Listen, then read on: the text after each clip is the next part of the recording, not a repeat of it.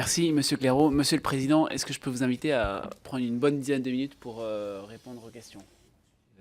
Avant 19h, je termine. Merci beaucoup.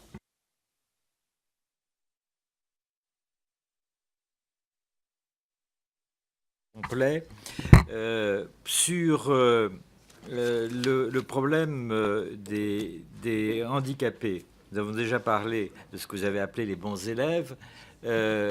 Nous sommes tout à fait dans cet esprit-là. Le name and shame, comme disent les anglo-saxons, c'est un pis-aller. En réalité, on devrait encourager d'abord positivement ceux qui font des efforts considérables, et il en est. Et lorsque je vous parlais de la co-régulation et des gens qui ne sont pas forcés d'adhérer à ces chartes, et qui le font dans leur intérêt bien compris, à tous égards, eh bien, il faut le saluer, parce que ça augmente leur intérêt bien compris. Nous n'avons pas lieu d'être fiers, c'est vrai. La limite de la fonction publique, c'est 6%, et nous en sommes à 4,5%. Mais nous étions au-dessous de 2 auparavant lorsque je suis arrivé. C'est très difficile en pratique, j'en ai fait l'expérience. Mais ce que je dois dire, c'est que les collaborateurs ou collaboratrices handicapés qui travaillent au CSA font un travail remarquable. Et je profite de cette occasion que vous m'offrez de le saluer, comme je salue évidemment le travail de l'ensemble des collaborateurs du CSA et des CTA. Donc on ne doit jamais raisonner en la matière en moins, mais toujours en plus. En ce qui concerne la réforme de la programmation publique, alors je vais vous dire très franchement ce que je pense, et je ne parle pas pour le collège, puisque nous n'avons pas délibéré. Le problème essentiel, c'est effectivement le problème de la cohésion de proximité. Mais ce n'est pas seulement le problème des programmes régionaux de France 3. J'ai bien lu la ministre de la Culture qui a dit qu'elle multiplierait par 3 le nombre d'heures régionales de France 3. Mais de mon point de vue, le problème est un problème global qui touche France 3 et France Bleu. Et si l'on veut véritablement accroître la portée, l'efficacité du service local de l'information dans un souci de cohésion et en faisant des économies, on ne doit pas, encore une fois de mon point de vue, distinguer entre l'un et l'autre. Radio France est aussi concernée que France Télévisions. En ce qui concerne même le GRIP, les problèmes que nous rencontrons avec Russia Today, je ne souhaite rien esquiver. En septembre 2015, nous avons signé une convention avec Russia Today. Nous l'avons fait après plusieurs mois de discussion. Ils se sont refusés longtemps à ajouter des stipulations relatives au pluralisme et à l'honnêteté, à la rigueur de l'information. Pourquoi l'avons-nous demandé? Non pas pour une question d'origine ou une question de politique internationale, mais tout simplement parce qu'il s'était réclamé de personnalités qui toutes avaient plus ou moins les mêmes tropismes. Et alors que la jurisprudence du Conseil d'État admet les radios d'opinion, elle récuse totalement les télévisions d'opinion. Une fois cette convention signée, nous constatons que pendant 2 ans, rien ne se fait. Lorsque la décision est prise de lancer la chaîne en décembre 2017, je dis publiquement, donc franc jeu, cette chaîne-là, on l'observera systématiquement à ses débuts, compte tenu de ses particularités. Et on l'a observé systématiquement à ses débuts. Alors évidemment, ça n'apparaît pas dans la décision elle-même, mais ce que je peux vous dire, c'est qu'un sociologue qui ferait l'analyse des constatations que nous avons faites montrerait qu'il y a un certain angle de vision de l'information et que notre pays est présenté d'une manière qui ne correspond guère à l'allégresse nationale dont je parlais en commençant mon propos. Donc nous sommes attentifs, nous ne sommes pas obsédés. nous ne souhaitons pas opprimer une quelconque chaîne. Quant aux conséquences que cela peut avoir, bien ça, ce n'est pas à nous d'en juger. Oui, mais tous les médias ont des conséquences internationales. Il me reste 7 minutes. Ont des conséquences internationales. D'ailleurs, la loi prévoit elle-même que nous sommes consultés sur tous les actes européens ou internationaux, parce que la politique des médias, c'est aussi une politique internationale. Si on souhaite que sur certaines chaînes, notre pouvoir soit amoindri ou tamisé, nous le ferons. Mais dès lors qu'on ne nous a rien dit de tel, nous appliquons la loi à la lettre. En ce qui concerne la question de M. Attal, qui est fondamentale, la loi ne prévoit actuellement, dans son article 1er, qu'une seule limitation à la liberté de communication, qui est le respect de la propriété d'autrui. C'est tout ce qu'il y a dans la loi. Les problèmes que vous avez très justement évoqués sont des problèmes de répartition de la valeur et donc de juge du contrat. À votre question, je réponds oui.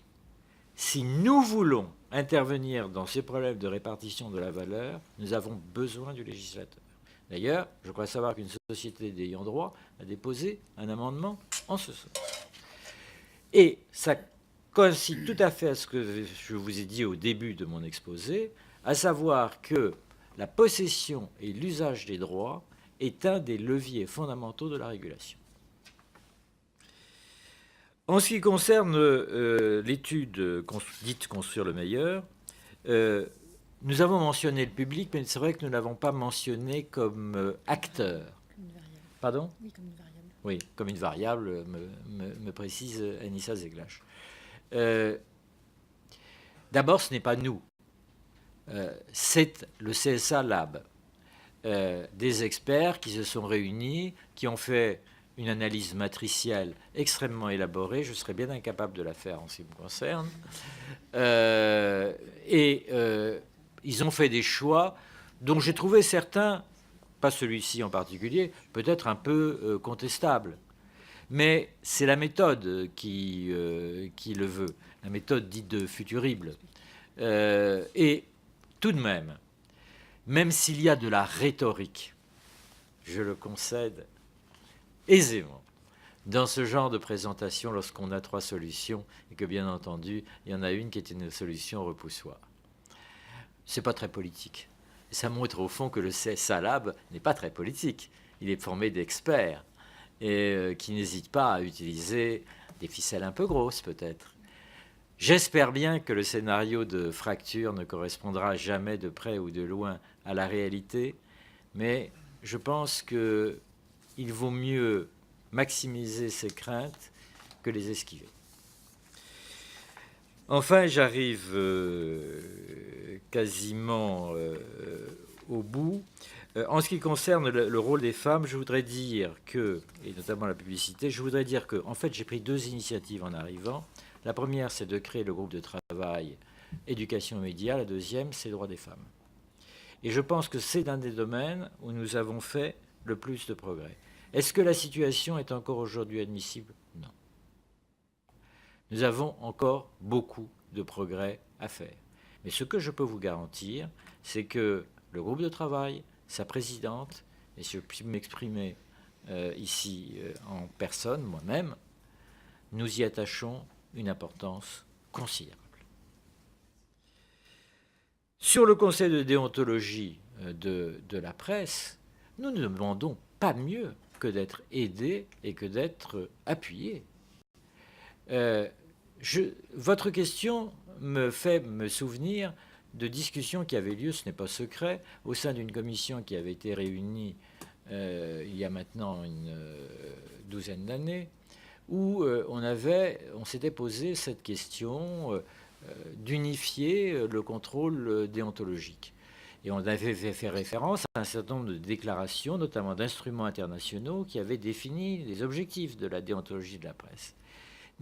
On a eu des contacts avec les milieux de la presse, mais on n'est jamais arrivé à une solution concrète jusqu'à présent.